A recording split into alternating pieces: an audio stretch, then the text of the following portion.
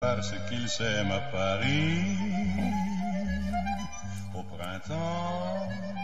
Bon, on écoute très bien la chanson, mais je crois qu'on préfère écouter ce que va nous dire Julia Livage. Bonjour Julia. Bonjour. La colonne de juillet, elle est à Paris. Si vous passez par la Bastille, vous ne pouvez pas la manquer. Non. Vous ne pouvez pas la visiter pour l'instant, ça sera pour bientôt. Julia Livage l'a fait pour vous. Elle pourra la visiter. À partir de quand? À partir du printemps 2018, la date n'est pas encore totalement définie. En tout cas, cette visite, elle va concerner les parties basses de la tour. Alors cette tour, quand on parle de la place de la Bastille, on va penser à la Bastille, on va se dire colonne de juillet. Forcément, on est tenté de penser à la grande Révolution française de 1789. Et pourtant, cette colonne de juillet, elle n'a absolument rien à voir avec cette révolution. Elle est en fait érigée 45 ans plus tard, en 1835, pour une autre révolution, celle des Trois Glorieuses. Alors, les Trois Glorieuses, c'est ces 3 journées de révolution, 27, 28, 29 juillet 1930, qui ont porté au pouvoir Louis-Philippe. C'est le début de la monarchie de juillet, d'où le nom de cette colonne. Cette colonne, elle rend hommage à cette monarchie et elle est en réalité un tombeau, Thierry, et ça on ne le sait pas et c'est assez mystérieux.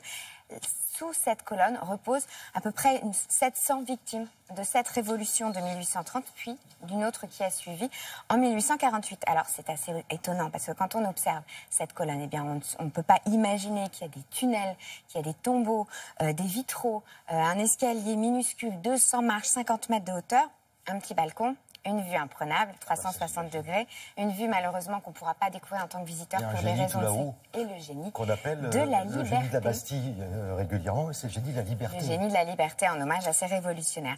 Alors on pourra bientôt la visiter, on vous l'a dit. En attendant, eh bien, elle se refait une beauté parce qu'elle a besoin d'être restaurée. Cette colonne de juillet, je vous propose une visite insolite, inédite et en avant-première de cette colonne et de son chantier de restauration.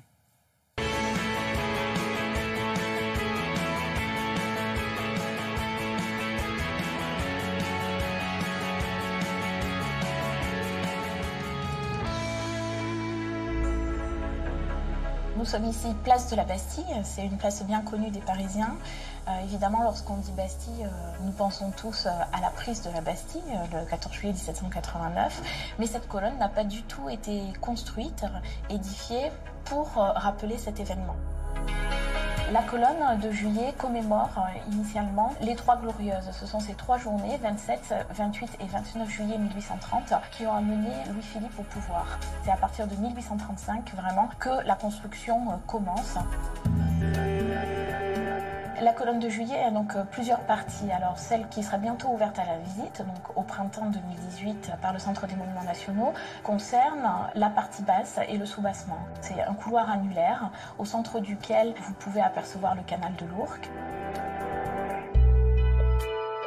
Il y a 2 caveaux, donc le caveau qui contient les corps des révolutionnaires de 1830.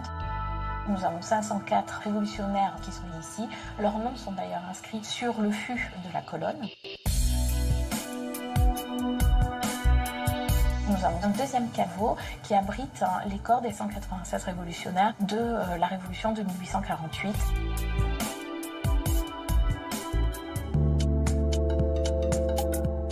Le chantier mis en œuvre ici est surtout motivé par un problème d'étanchéité. Dès le début, cette colonne qui était une fontaine a eu un problème avec l'eau, c'est-à-dire que c'était très peu étanche et comme il y a des caveaux en dessous, il fallait donc les protéger absolument de l'humidité. Sur le chantier, on a plusieurs corps de métier, des maçons, tailleurs de pierre, parce qu'on remplace des pierres, on remplace du marbre de Carrare. On a aussi des mosaïstes. Il a fallu enlever la mosaïque qui avait été mise sur cette terrasse d'une manière précautionneuse pour pouvoir la reposer à l'identique. Ensuite, on a des couvreurs et puis des restaurateurs qui vont nettoyer les parements délicats en marbre et en bronze. Les défis de ce chantier, c'est un petit peu un problème d'accès, parce qu'on est au centre de la place de la Bastille, on a une ronde continuelle de véhicules autour, et en fait, on a un chantier un peu insulaire. Il y a quelques marches qui vous permettent d'accéder au fût même de la colonne, qui est assez large, et qui abrite en son centre un escalier qui vous permet d'accéder à la petite plateforme en hauteur, juste au-dessous du génie de la liberté qui surmonte la colonne. La colonne fait exactement, depuis le sol jusqu'en haut de l'ange, 50 mètres et 52 cm. Ce lieu n'a pas été ouvert à la visite depuis le milieu des années 1980, donc je crois que ce sera une vraie découverte ou redécouverte pour tous. Magnifique. Bon, si vous avez un peu le vertige, ça va bien se passer, mais c'est vrai que c'est assez impressionnant. Oui.